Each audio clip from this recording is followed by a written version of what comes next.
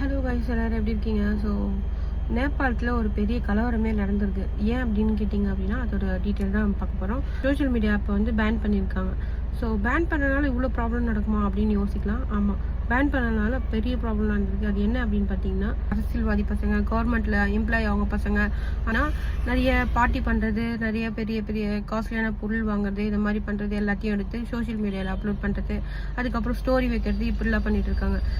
ஆனால் அந்த நேபாளத்தில் வந்து பொருளாதாரத்தில் ரொம்ப இதுவாக இருக்குது. நிறைய பேருக்கு வேலை வாய்ப்பு இல்லாமல் இருக்காங்க. ஸோ அப்படி இருக்கும்போது இவங்க வந்து இது மாதிரி பண்ணும்போது கொஞ்சம் மிடில் கிளாஸ் சின்ன சின்ன பசங்க இருப்பாங்க பார்த்தீங்களா, அவங்களுக்கு வந்து கோவம் வருது. இவங்க அதுக்காக ஒரு ஹேஷ்டேக்கை கிரியேட் பண்ணுறாங்க. அது வந்து ரொம்ப பெரிய வைரல் ஆகுது, ஃபுல்லாக பரவ ஆரம்பிக்குது. அதோட அப்பாவும் இருப்பாங்க பார்த்தீங்களா, அவங்களாம் என்ன பண்ணுறாங்க, எங்கள் பசங்களே நீங்கள் வந்து இது மாதிரி பண்ணுறீங்களா அப்படின்னு சொல்லிட்டு சோஷியல் மீடியா எல்லாத்தையுமே பேன் பண்ணோம் அப்படின்னு சொல்லிட்டு 28 ஆப்பை வந்து பேன் பண்ணுறாங்க. ஸோ பேன் பண்ணியும் நிறைய பேர் வந்து VPN யூஸ் பண்ணி நிறைய பேர் யூஸ் பண்ண ஆரம்பிக்கிறாங்க. மறுபடியும் அந்த சோஷியல் மீடியாவில் அந்த ஹேஷ்டேக் வந்து பரவ ஆரம்பிக்குது. ஸோ ஆனால் சில பேர் வந்து போராட்டம் பண்ண ஆரம்பிக்கிறாங்க, ரோட்டில் இருந்து அதுவாக போராட்டம் பண்ணிட்டு இருக்காங்க. ஆனால் இவங்க என்ன பண்ணுறாங்க, இதையும் மீறி நீங்கள் பண்ணுறீங்களா அப்படின்னு அந்த பருப்புங்களோட பெரிய பருப்புங்க வந்து ஷூட் பண்ணுறது, போலீஸை வச்சு இது பண்ணுறது, அதெல்லாம் பண்ணிட்டு இருக்குவாங்க. இவங்க இப்போ வயலன்ஸை கையில் எடுக்கும் போது இவங்களால தாங்க முடியாது. கரெக்டாக போலீஸ் ஷூட் பண்ணிட்டு ஒரு 100 பேர் வந்து காய அடைஞ்சிருக்காங்க, 20 பேர் வந்து இறந்து போயிருக்காங்க. சின்ன பசங்க இத்தனைக்கும். இதெல்லாம் இருக்கும்போது இவங்களுக்கும் கோவம் வந்து இவங்களும் வந்து வயலன்ஸ்ல ஈடுபடுறாங்க. ஸோ எல்லாருடைய வீடெல்லாம் வீடு கொளுத்துறதுனா இந்த மாதிரி பெரிய பெரிய அதிகாரிங்க அவங்க வீடை கொளுத்துறது அப்படின்னு சொல்லிட்டு. ஏன்னா இவங்களோட காசு வந்து ஜாலியா இருக்கிறது.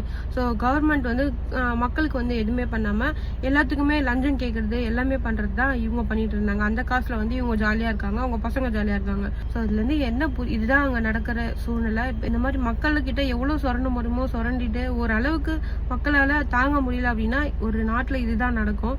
ஸோ இந்த நாடு ஒரு எக்ஸாம்பிளாக இருக்கும்னு நான் நினைக்கிறேன். இந்த ப்ராப்ளம் எப்படி போய் முடியும்னு தெரியல. லாஸ்ட்டாக ஃபைனலாக வந்து அவங்க என்ன சொல்லியிருக்காங்க அப்படின்னா, ஓகே உங்களுக்கு சோஷியல் மீடியா தானே வேணும், நாங்கள் கொடுத்துட்றோம் அப்படின்னு சொல்லியிருக்காங்க.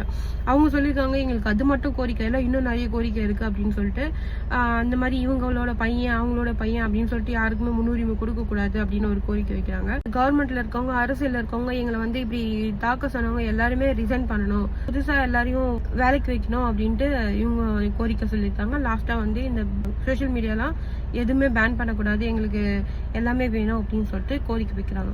ஸோ இதுக்கப்புறம் என்ன நடக்கும்னு நமக்கு தெரியல. இப்போதைக்கு இதுதான் நடக்குது. மக்கள் வந்து தெரியாத வரைக்கும் நீங்கள் பழச்சிக்கலாம். மக்கள் தெளிஞ்சு கேள்வி கேட்க முச்சாங்க அப்படின்னா உங்களால் தாங்க முடியாது. உங்கள் ஃப்ரெண்ட்ஸ் யாராவது தெரியாது அப்படின்னா அவங்களுக்கும் தெரியப்படுத்துங்க, இந்த மாதிரி ஒரு நாட்டில் இப்படி நடக்குது அப்படின்னு சொல்லிட்டு.